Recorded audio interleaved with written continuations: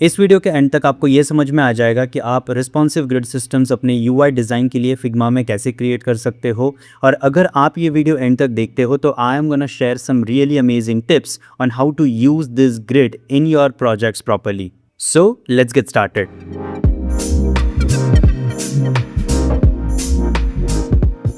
अब सबसे पहले हम फ्रेम्स डिफाइन कर लेते हैं। अब फ्रेम को सिलेक्ट करने के लिए मैं F प्रेस कर रहा हूँ और यहाँ पर जैसे ही हमारा फ्रेम कॉलम ओपन हो जाता है, इसमें से हम 3 विंडोज़ अपने रेफरेंस के लिए क्रिएट कर लेते हैं। सबसे पहले लेते हैं एक मैकबुक प्रो 16 इंचेस का, एक दूसरी फ्रेम लेंगे हम टैबलेट के लिए। तो फॉर एग्ज़ाम्पल अभी के लिए मैं सरफेस प्रो 8 रख लेता हूँ। और लास्ट में हम एक और फ्रेम क्रिएट करेंगे जो कि होगी हमारे फ़ोन के लिए। इसके लिए हम लेते हैं फॉर एग्ज़ाम्पल आईफोन 16 प्लस। अब इन तीनों इंटरफेसेस के लिए हम रिस्पॉन्सिव ग्रिड सिस्टम बनाना शुरू करते हैं। सबसे पहले अगर मैं मैकबुक प्रो 16 की बात करूं या फिर किसी भी डेस्कटॉप वर्जन की बात करूं, तो हमेशा आपको इस पर्टिकुलर ऑप्शन पे जाना है, दैट इज़ लेआउट ग्रिड। आप यहां पे प्लस आइकन क्रिएट करोगे, ये ऑप्शन ग्रिड पे सेट होता है। इसको ग्रिड से चेंज करके आपको चेंज करना है कॉलम्स पे।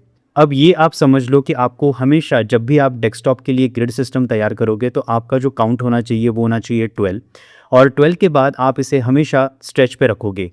इन केस आप इसे सेंटर पे रखते हो, जो कि मैंने देखा है कई डिज़ाइनर्स यूज़ करते हैं, बट इसमें आपको कोई भी रिस्पॉन्सिवनेस देखने को नहीं मिलती।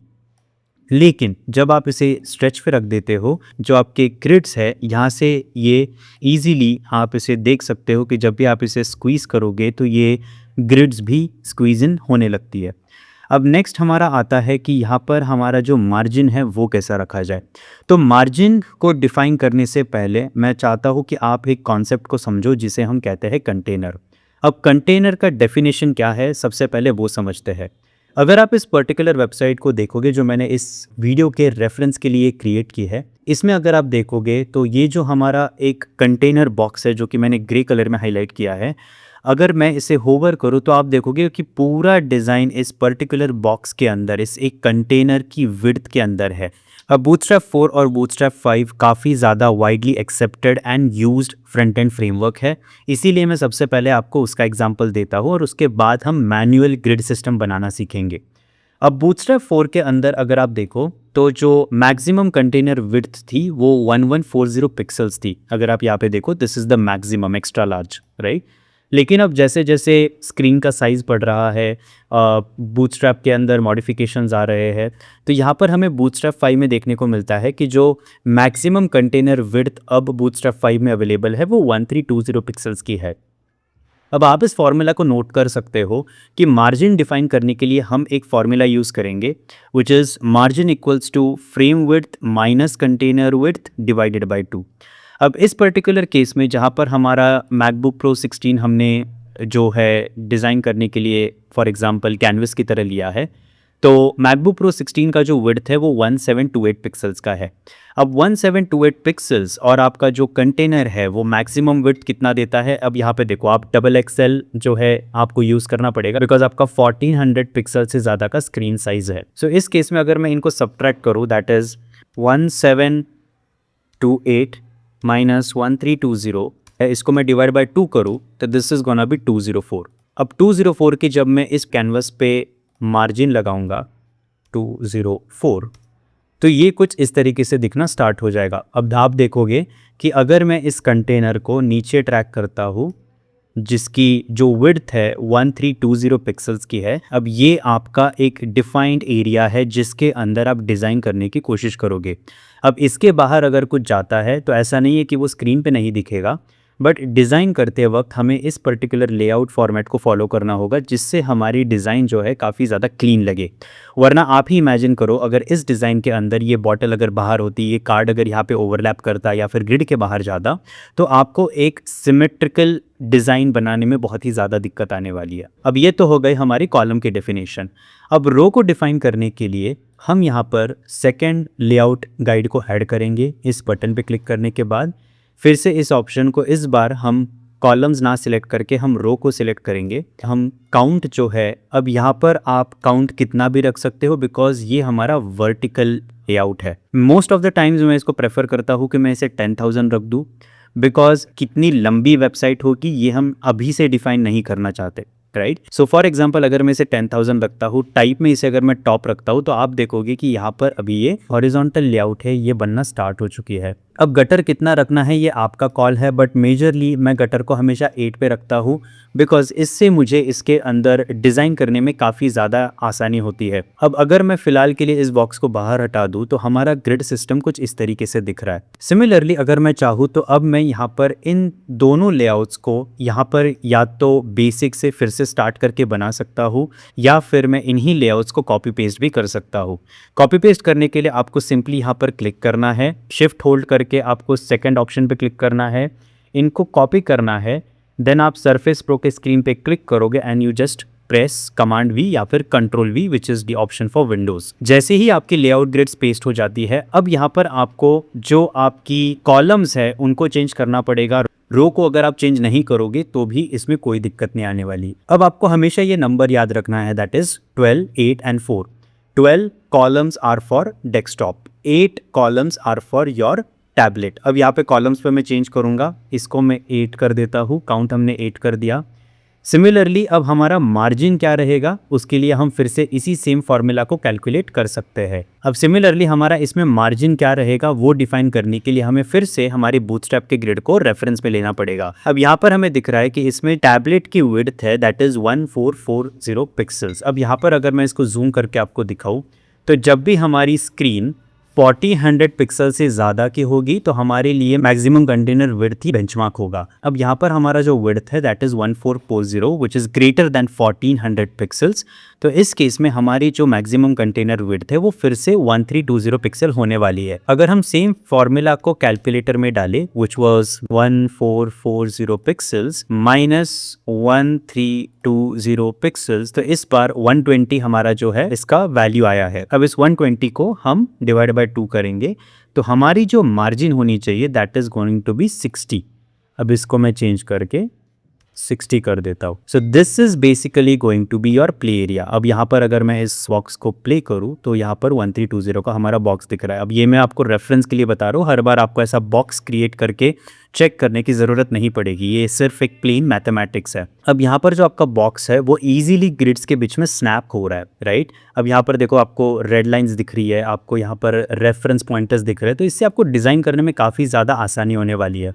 अगर आपके पास ये ग्रिड्स ना हो तो very high chances that you will create a design जहाँ पर आपका बटन शायद यहाँ कहीं से स्टार्ट हो, लेकिन अब आपके पास रेफरेंस पॉइंट है तो आपका बटन अब हमेशा यहीं से स्टार्ट होने वाला है, या फिर आपका नैप बार हमेशा यहीं से स्टार्ट होगा, ना कि यहाँ से, राइट। अब यहाँ पर एक चीज़ मैं इंटरेस्टिंग आपके साथ शेयर करना चाहता हूँ कि मोस्ट ऑफ द टाइम्स क्या होता है कि जब भी हम डिज़ाइन करते हैं तो आप अपने कीबोर्ड के एरोज़ का यूज़ करोगे just to move some elements with minor distances, right. अब यहाँ पर अगर मैं एरो प्रेस करता हूँ तो आप देखोगे कि यहाँ पर 1 पिक्सल की मूवमेंट हो रही है, लेकिन मैं अगर यहाँ पर शिफ्ट प्रेस करूँ तो यहाँ पर आप देखोगे कि अप्रोप्रिएटली 8 पिक्सल्स की मूवमेंट आ रही है। हो सकता है कि आप जब अपना शिफ्ट प्रेस करके एरो की प्रेस करो, डाउन साइड या अप साइड का एरो प्रेस करो, तो हो सकता है कि आपका जो बॉक्स है या फिर आपका जो एलिमेंट है वो एग्जैक्टली ग्रिड्स के बीच में स्नैप ना करे, वो शायद ऐसा कहीं मिड में आके रुक जाएगा। अब हम इसको रेक्टिफाई करने के लिए सिंपली इस ऑप्शन पे जाएंगे, यहाँ पर हम एक्शंस पे क्लिक करेंगे और यहाँ पर हम सर्च करेंगे नज अमाउंट। इसके ऊपर प्रेस करने के बाद आपको दिख रहा होगा कि स्मॉल नज एंड बिग नज, ये ऑप्शन आपका 10 पे बाय डिफॉल्ट सेट होगा, लेकिन इसे आपको चेंज करके 8 पे करना है। Small nudge is basically when you are just clicking the arrows and big nudge is when you press that shift button along with the arrows। अब जैसे ही आप इसे 8 पे सेट करोगे तो आपको भी एक्सपीरियंस होगा कि जब आप अपने एलिमेंट्स को शिफ्ट प्रेस करके मूव कर रहे हो तो ये एग्जैक्टली हमारे उस 8 पिक्सल से मूव करके ग्रिड को स्नैप कर रहा है, राइट। और डिज़ाइन करते वक्त ये चीज़ आपके काफ़ी हैंडी होने वाली है। अब ये तो हो गया हमारा बूटस्ट्रैप का सिस्टम, लेकिन हो सकता है कि जब आप अपने डिज़ाइन में कोई मैनुअल मार्जिन रखोगे या मैनुअल हॉरिजॉन्टल डिस्टेंस पे अपनी ग्रिड्स को सेट करना चाहते हो तो बार बार बॉक्सेस को मैन्युअली स्नैप करने से बेटर है कि आप अपनी नज अमाउंट को डिफाइन कर दो, अपने ग्रिड सिस्टम को डिफाइन कर दो, जिससे आप ईजिली और सीमलेसली डिज़ाइन कर पाओगे। अब नेक्स्ट हमारा आता है मोबाइल इंटरफेस। मोबाइल इंटरफेस के लिए हम फिर से सेम चीज़ करेंगे। इस बार मैं इन दोनों लेआउट ग्रिड्स को फिर से कॉपी करूँगा, कमांड C एंड देन यहाँ पर हमारा आता है कमांड B। अब जैसे ही हमने यहाँ पर ग्रिड्स पेस्ट कर दी है उसके बाद सबसे पहला काम जो हमें करना है which is reducing the count to 4। अब हमने ये 4 पे सेट कर दिया। अब मार्जिन कैलकुलेट करने के लिए हम फिर से हमारे सेम फार्मूला को कैलकुलेट करेंगे।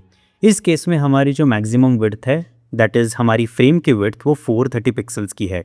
और 430 पिक्सल्स की जब हमारी विड्थ आती है तो अगर हम यहाँ पे इस बूटस्ट्रैप के रेफरेंस डॉक को देखें तो यहाँ पर हमारी जो साइज़ है स्क्रीन की वो अब एक्स्ट्रा स्मॉल कैटेगरी में आ चुकी है, विच बेसिकली मीन्स कि हमारा कंटेनर है वो 100% ऑफ द स्क्रीन ले सकता है। इससे हमारे लिए एक फ्लेक्सिबिलिटी क्रिएट होती है कि हम हमारे मार्जिन को कितना भी डिफाइन कर सकते हैं, बिकॉज अब इस केस में हमारे पास कंटेनर पूरी स्क्रीन को कैप्चर कर सकता है। अब जब भी आपके पास कोई ऐसी सिचुएशन आए उस केस में आप मैन्युअली अपने मार्जिन को एडजस्ट कर सकते हो। अब जब भी आप मैन्युअली एडजस्ट करो तो आपको हमेशा ये ध्यान रखना है कि आप ऐसी अमाउंट सेट करो जहाँ पर आपको साइड्स में एक अच्छा खासा डिस्टेंस क्रिएट होता हुआ नजर आए। ये साइड्स में हम डिस्टेंस इसीलिए रखते हैं बिकॉज जब भी हम कोई डिज़ाइन करेंगे हमारे स्क्रीन से अगर कोई एलिमेंट ओवरफ्लो हो रहा है या फिर डिज़ाइन से कोई एलिमेंट ओवरफ्लो हो रहा है तो we should not be in a stage कि वो एलिमेंट हमारे स्क्रीन पर ही ना दिखे, राइट। अब हमने इस एग्जांपल के लिए आईफोन 16 की जो मार्जिन रखी है वो अभी के लिए मैंने 35 पिक्सल्स रखी है।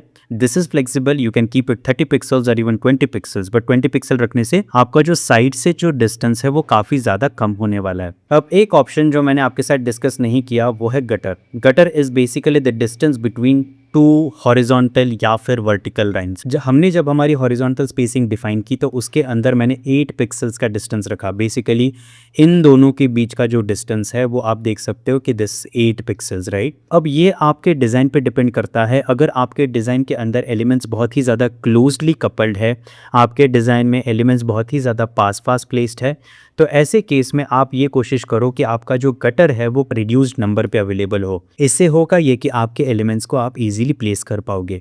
अब यहाँ पर जो मैंने गटर रखी है वो यहाँ पर 20 पिक्सल्स है, जो कि आप देख भी सकते हो। मैंने यहाँ पे बॉक्स क्रिएट किया है just to help you understand. अब यहाँ पर अगर आप देखोगे तो हमारी रिस्पॉन्सिव ग्रिड सिस्टम जो है तैयार हो चुकी है। अब अगर आप देखोगे तो हमारे पास हमारे MacBook pro 16, surface pro 8 that is a tablet और मोबाइल के लिए ग्रिड सिस्टम तैयार हो चुकी है।